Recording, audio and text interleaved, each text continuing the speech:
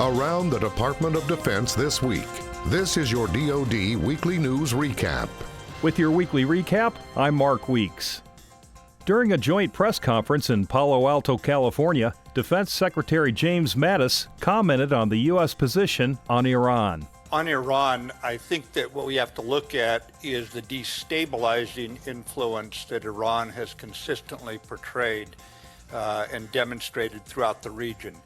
And the only reason that the murderer Assad is still in power, the primary reason, is because Iran has stuck by him, reinforced him, funded him.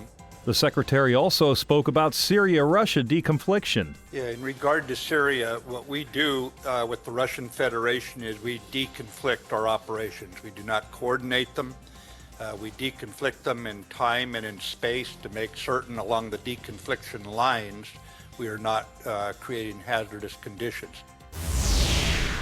North Korea has turned over the remains of deceased U.S. military members. Secretary Mattis said the remains are returning home as a result of the U.S. and North Korean summit. The remains were turned over as agreed during or as initiated and agreed during the summit that President Trump had with Chairman Kim.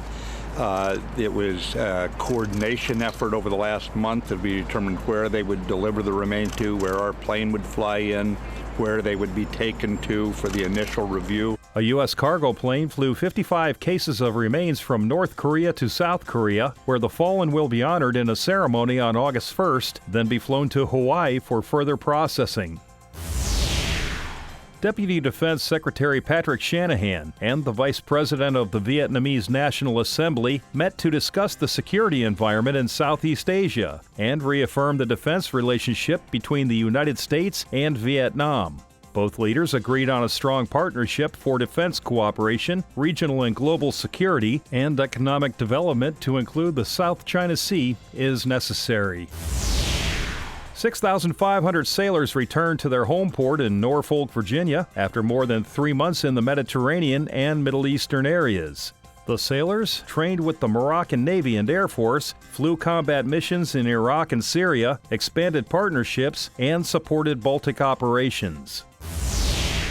The Defense Department is typically known for warfighting and not disease control. However, the U.S. military also works along with the Centers for Disease Control. Navy Dr. Joel Montgomery of the CDC explains.